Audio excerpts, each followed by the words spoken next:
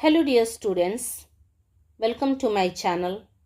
आज की इस वीडियो में हम लोग Bihar board book Panorama part second, जो कि क्लास 10th की इंग्लिश बुक है, इसके पोएट्री पार्ट से पोएम नंबर 5 पढ़ने जा रहे हैं, जिसका टाइटल है द एम्प्टी हार्ट, जिसको पेरियासामी थूरन के द्वारा लिखा गया है।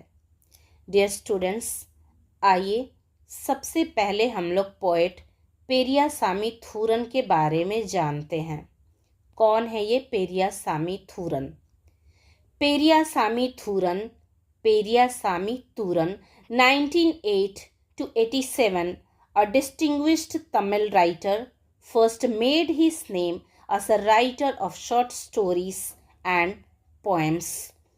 पेरियासामी थूरन, इनको बोलचाल की भाषा में बोलेंगे पेरियासामी तूरन।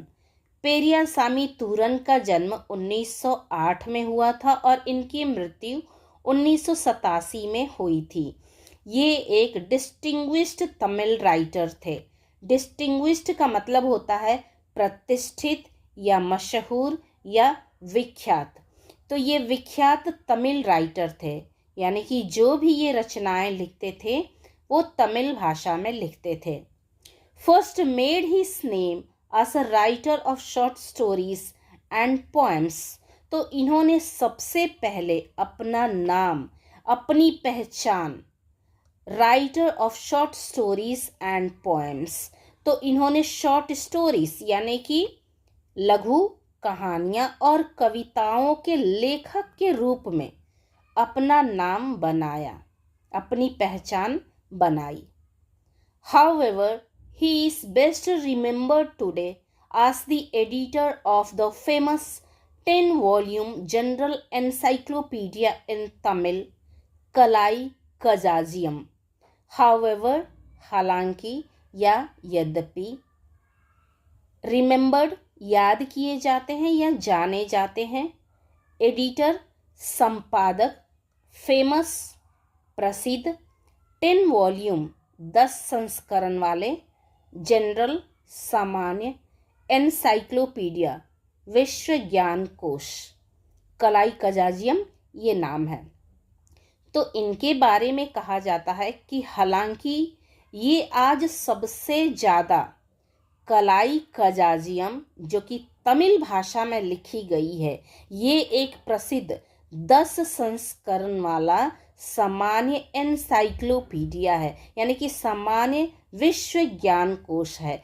इसके एडिटर के रूप में यानी कि संपादक के रूप में आज ये सबसे ज़्यादा जाने जाते हैं। Later he also compiled and edited an encyclopaedia in Tamil for children. Later का मतलब होता है बाद में, कंपाइल्ड का मतलब होता है संकलित किए, एडिटेड का मतलब होता है संपादित किए। तो इन्होंने बाद में तमिल भाषा में बच्चों के लिए एक एनसाइक्लोपीडिया यानी कि विश्व ज्ञान कोश को संकलित और संपादित किए। बाद में इन्होंने तमिल भाषा में बच्चों के लिए एक विश्व ज्ञान कोश को संकलित और संपादित किए। A master of style, Thuran handled successfully the prose poem and the sonnet form. तो यहाँ पे कहा जा रहा है कि ये स्टाइल के मास्टर हैं, यानी कि स्टाइल मतलब क्या होता है? शैली। तो ये शैली के मास्टर है, यानी शैली में ये निपुण थूरन ने बहुत ही सफलतापूर्वक प्रोस पोएम को यानी कि गद्य कविता को और सोनेट रूप को अच्छी तरीके से इन्होंने हैंडल किया, यानी कि संभाला। हैंडल करना यानी कि संभालना। His works include such popular collections as Ilan Tamija and Turan Kavithaika poems, Tanga Kangili short stories and Povin Siripu essays. His works यानी कि उनकी रचनाएं, include शामिल है, उनकी रचनाओं में शामिल है सच पॉपुलर कलेक्शंस यानी कि कुछ प्रसिद्ध संग्रह। उनकी रचनाओं में कुछ प्रसिद्ध संग्रह हैं। तो इन संग्रह का नाम देखिए, इलान तमीजा एंड तूरन कविथाइका, ये इनकी पोएम्स यानी कि कविताओं का संग्रह का नाम है। इलान तमीजा और तूरन कविथाइका ये इनकी कविता का संग्रह है। तंग कांगिली शॉर्ट स्टोरीज, ये तंग कांगिली जो है इनकी छोटी यानी लघु कहानियों का संग्रह है। एंड पुवीन सिरिपू, ये पुवीन सिरिपू इनकी एसेस यानी कि निबंध का कलेक्शंस है, संग्रह है। Among the many awards that come to him were the Padma Bhushan and Kalaimamani from Tamil Nadu. तो यहाँ पे ये बताया जा रहा है कि एमंग द मेनी अवार्ड्स, उनको बहुत सारे अवार्ड्स मिले। बहुत सारे अवार्ड्स में पद्म भूषण एक मिला है और दूसरा यहाँ पर दिया है कलाल ममानी, ये इनको तमिलनाडु गवर्नमेंट की ओर से दिया गया है, यानी कि स्टेट लेवल पर इनको दिया गया है ये Kalaimamani. The poem Kurai Kudam the empty heart highlights a great human weakness, man's insatiable greed, which ultimately destroys him. The poem Kurai Kudam, Kurai Kudam Tamil word है जिसका अर्थ होता है द एम्प्टी हार्ट, खाली हृदय। हाईलाइट्स, उजागर करती है। ए ग्रेट ह्यूमन वीकनेस, मनुष्य की सबसे बड़ी वीकनेस, कमजोरी को। Man's insatiable greed which ultimately destroys him. Man's insatiable का मतलब होता है अतृप्त यानी कि कभी न खत्म होने वाली, greed लालच, which ultimately जो कि अंततः destroys him उसे बर्बाद कर देती है। तो ये कविता The Empty Heart, मनुष्य की सबसे बड़ी कमजोरी जो कि उसका कभी न खत्म होने वाला लालच है, जो उसे अंततः बर्बाद कर देता है, उसको उजागर करती है, उसके बारे में बताती है। डियर स्टूडेंट्स, आइए अब हम लोग पोएम को पढ़ते हैं और इसे समझते हैं। ये प्रोस पोएम है, इसीलिए इसे हम लोग कहानी की तरह पढ़ेंगे और समझेंगे। द एम्प्टी हार्ट, खाली हृदय यानी कि खाली दिल। The man was rich but not content, एक आदमी था जो कि कैसा था, रिच था, धनवान था, बट नॉट कंटेंट, लेकिन वो संतुष्ट नहीं था, कंटेंट नहीं था। Morning, Noon and night he went, सुबह, दोपहर और रात को वो जाया करता था, जाता था। कहाँ पर? To the wish yielding tree and prayed, वो विश इल्डिंग ट्री के पास जाता था और उससे वो प्रेयर करता था। विश इल्डिंग ट्री यानी कि इच्छा पूर्ति करने वाला पेड़।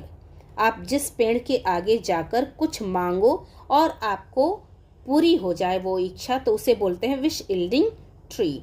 तो वो विश इल्डिंग ट्री के पास जाकर उससे प्रेयर करता था, उससे दुआ करता था। Oh Kalpaka I seek your aid, seek का मतलब होता है नीड यानी जरूरत, एड मतलब होता है हेल्प। तो वो पेड़ का नाम लेकर उसको बुलाता था और बोलता था, हे कल्पका ट्री, ओ कल्पका, मुझे आपके मदद की ज़रूरत है।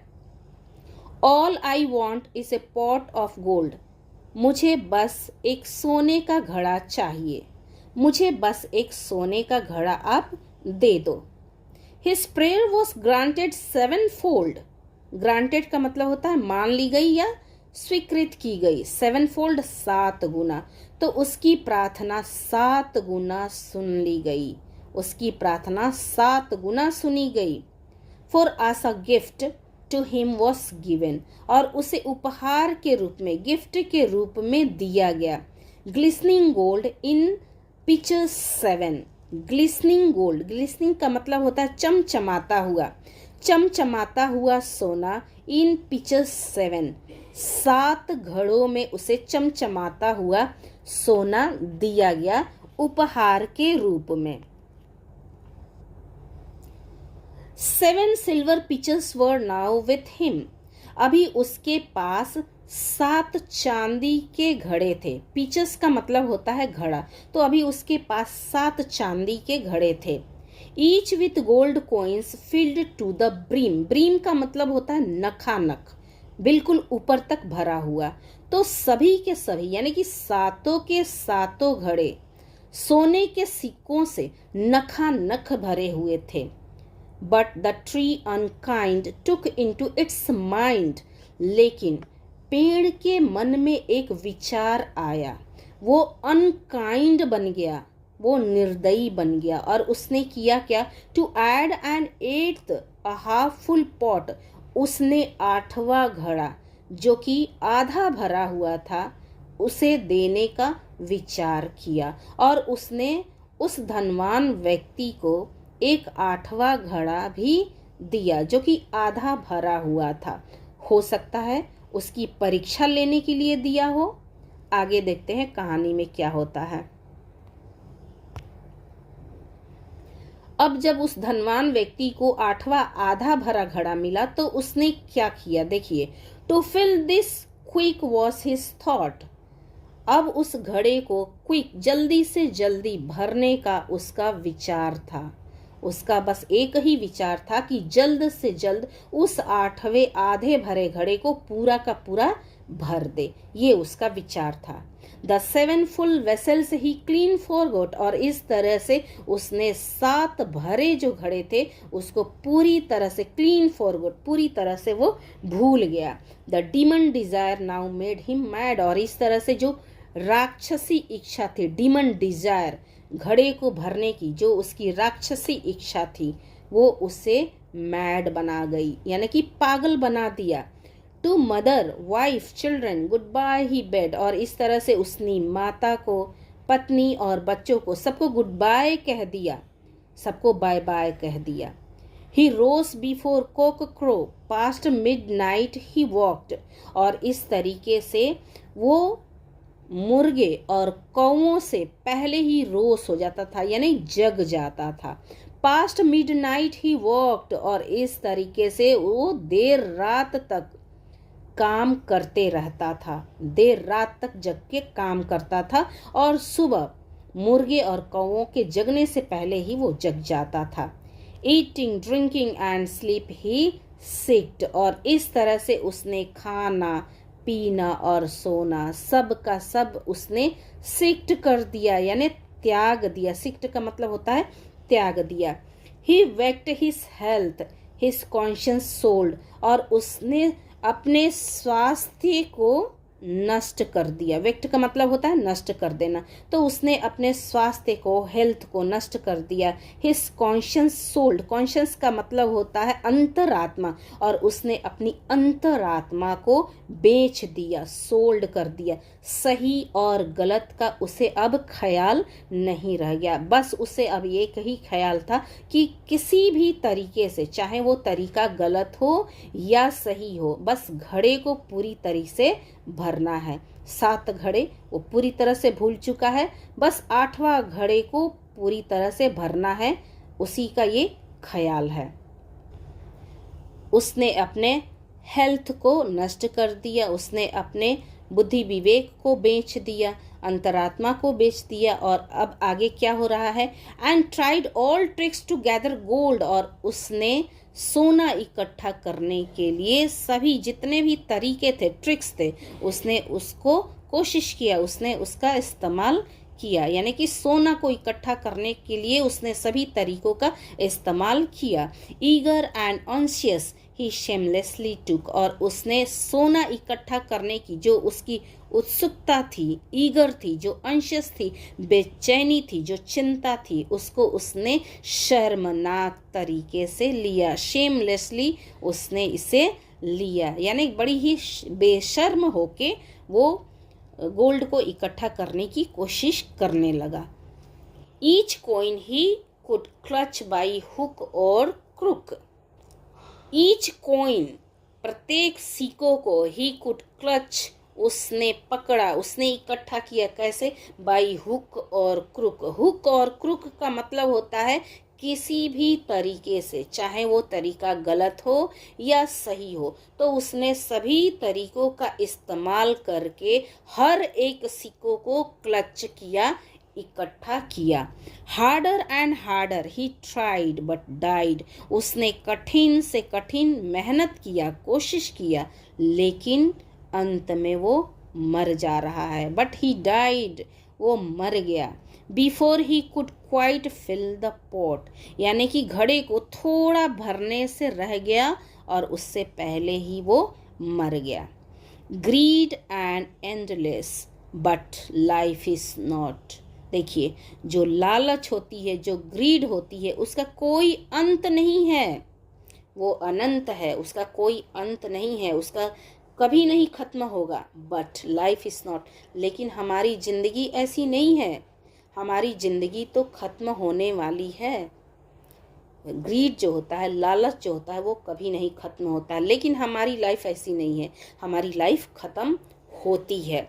Nothing is wrong with a half fulfilled purse, इसमें कोई गलत नहीं है, इसमें कोई बुराई नहीं है कि आपका पर्स आधा भरा हो। तो आपका जब पर्स आधा भरा हो तो इसमें कोई बुराई नहीं है, कोई गलत नहीं है। Tease the void in the heart that is the curse. Tease का मतलब होता है इट इज, इसका फुल फॉर्म होगा इट इज, ठीक है। अवॉइड का मतलब होता है खालीपन। यदि आपके हृदय में, हार्ट में खालीपन है तो ये क्या है, ये एक शाप है।